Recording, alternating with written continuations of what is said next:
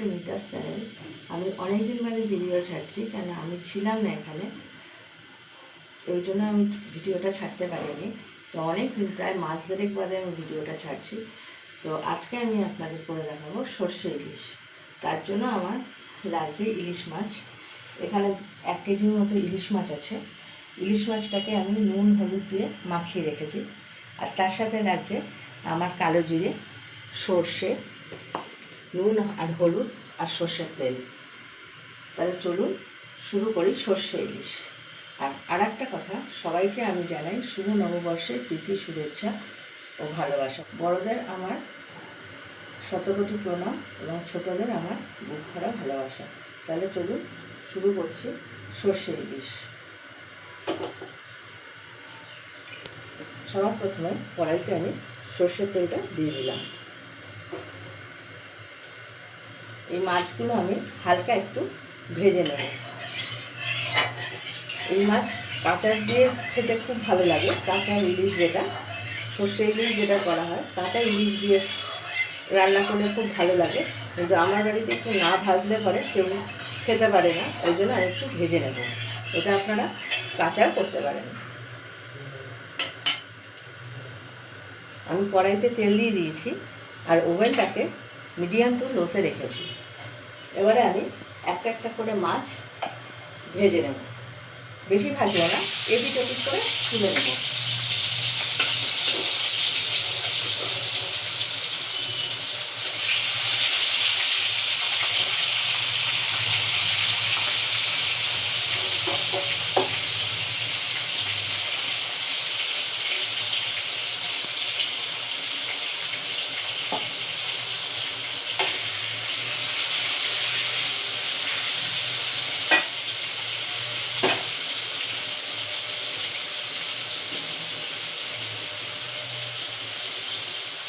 আজকে আমি আপনাদের দুটো করে দেখাবো।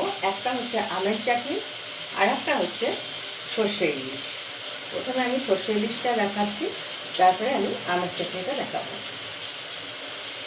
এই গরমে আমের চাটনি খেলে শরীর ঠান্ডা থাকে, ওই জন্যই আমি আজকে কাঁচা মিঠা আমের চাটনি করে দেখাবো। আমি এইভাবে মাছগুলো ভেজেছি, দেখুন এরকম হালকা করে ভেজেছি।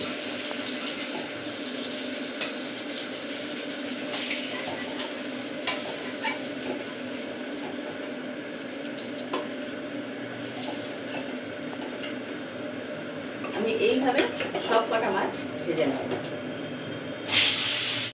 আমার সব মাছ ভাজা হয়ে গেছে। আমি এইভাবে সব কটা মাছ হালকাভাবে ভেজে নিয়েছি। এবারে আমি এই তেলের মধ্যে একটু কালো জিরে, তার আগে আমি সর্ষেটা বেটে নেব। আমার সর্ষেটা বাটা হয়ে গেছে, এই যে আমি সর্ষেটা বেটে নিয়ে এসেছি। এবারে আমি আমার যে তেলটা ছিল, মাছ ভাজার তেলটা, সেই তেলের মধ্যে আমি একটু কালো জিরে ফোড়ন দিয়ে দেবো।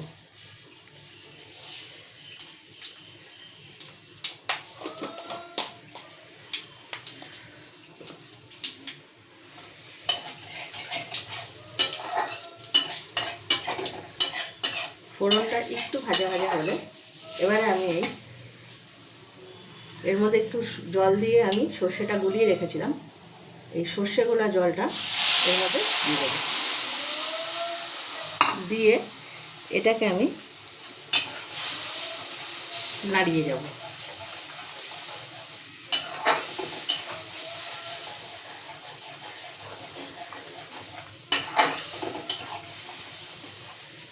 এর মধ্যে আমি একটু, যদিও আমার সর্ষেতে নুন দেওয়া ছিল, আমি ঝোলে সামান্য একটু নুন দেব,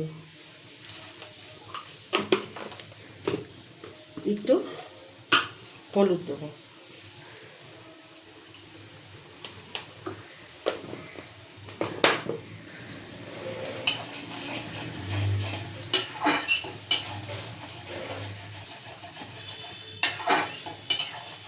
তার মধ্যে 4টে আমি কাঁচা লঙ্কা ফেলে দেবো।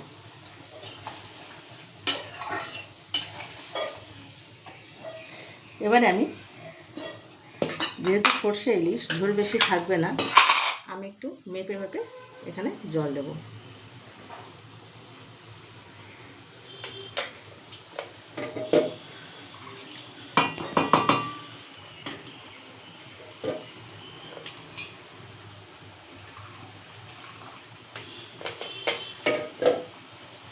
আমার এই মিক্সি ধোয়া জলটা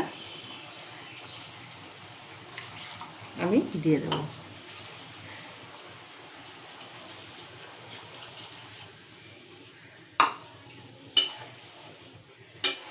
আমি সবসময় এতে গরম জল দিই। গরম জল দিলে হয় কি, ঝোলের যে আলাদা যে স্বাদটা, সেই স্বাদটা আসে। কাঁচা জল দিলে সবসময় স্বাদটা আসে না, গরম জল দিলে স্বাদটা আরও বাড়ে। আমি এবার এই ঝোলটা ফুটতে দেবো। আমি আর জল দেবো না, এইটুকু জলের মধ্যেই আমি ঝোলটা ফুটতে দেবো। কিছুক্ষণ আমি ঢাকা চাপা দিয়ে রেখে দিচ্ছি। আমার ঝোলটা ফুটে উঠেছে। এই অবস্থায় আমি মাছগুলো ছেড়ে দেবো।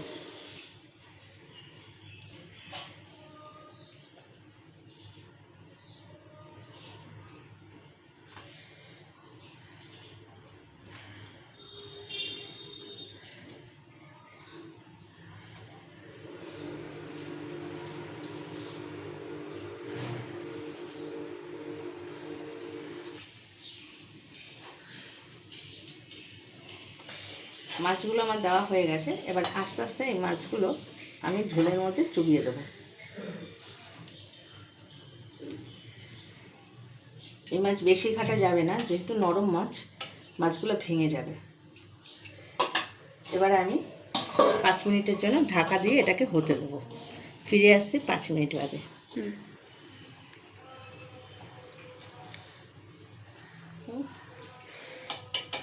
আমার সর্ষে ইলিশটা হয়ে গেছে। আমি এবারে এর মধ্যে একটু কাঁচা তেল দিয়ে, কারণ এটা বেশি ফোটাবো না, ফোটালে মাছগুলো ভেঙে যাবে, যেহেতু নরম মাছ, এর মধ্যে একটু কাঁচা সর্ষের তেল দিয়ে আমি গ্যাসটা অফ করে রেখে দেবো 4-5 মিনিটের জন্য। ফিরে আসছি 4-5 মিনিট বাদে।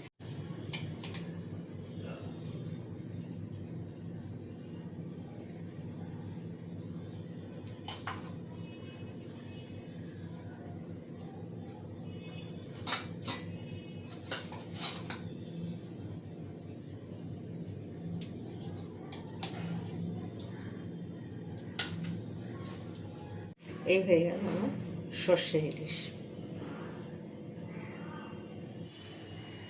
এবারে আমি আপনাদের আমের পেঁপা চাটনি করে দেখাবো। তার জন্য লাগছে আম। এখানে আমি 3টে বড় আম কেটে নিয়েছি, 3-4টে বড় আম কেটে নিয়েছি। তার জন্য লাগছে আমার তেজপাতা, শুকনো লঙ্কা, ফোড়নের জন্য সর্ষে, নুন, হলুদ, চিনি, আর তার সাথে সর্ষের তেল। তাহলে শুরু করি আমের পেঁপা চাটনি। প্রথমে কড়াইতে সর্ষের তেল দিয়ে দিলাম। এর মধ্যে আমি ফোড়নে দেবো শুকনো লঙ্কা, 2টো তেজপাতা,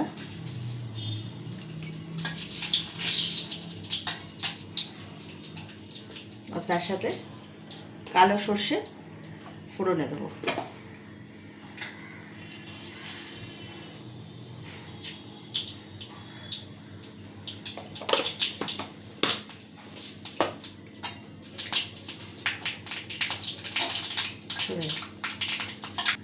ফোড়নটা একটু ভাজা ভাজা হলে এবারে এই যে কেটে ধুয়ে রাখা আম আমি এর মধ্যে দিয়ে দেবো।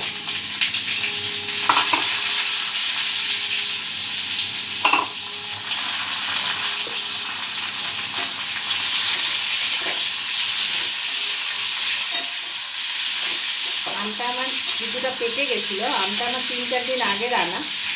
আমটা অনেকটা পেকে গেছে, কাঁচা মিঠে হয়ে গেছে। একদম কাঁচা ছিল, এখন সেটা কাঁচা মিঠে হয়ে গেছে আমটা।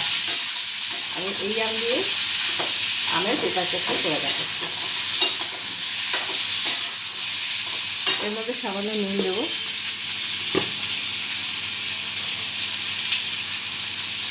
যাতে আমটা একটু নরম হয়।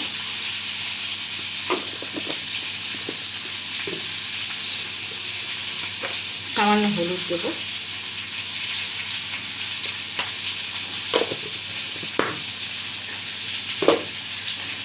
দিয়ে নাড়াবো।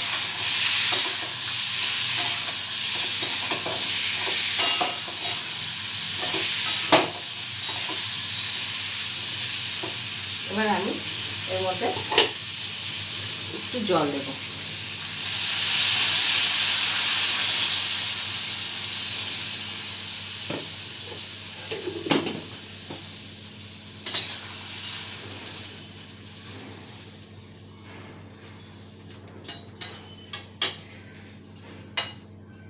এবার এটাকে ফুটতে দেব। তার মধ্যে আমি এখানে পরিমাণ মতো চিনি দেব।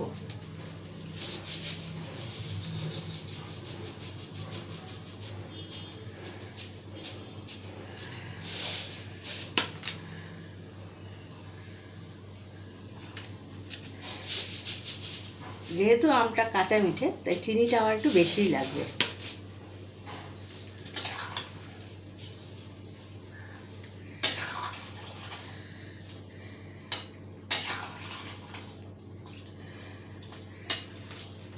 এবার এটাকে হতে দেব।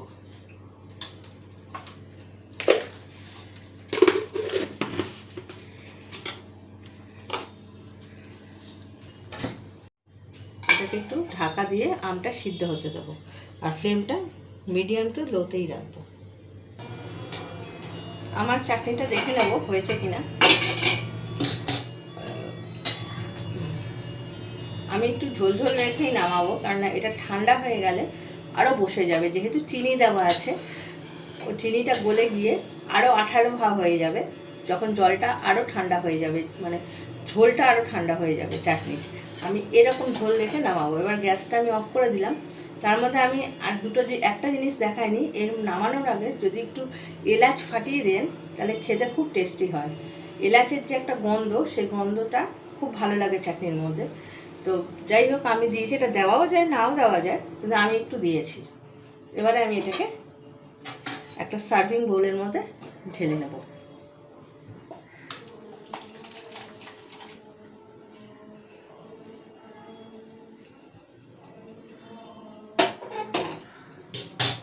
এই হয়ে গেল আমার আমের পেঁপার চাটনি।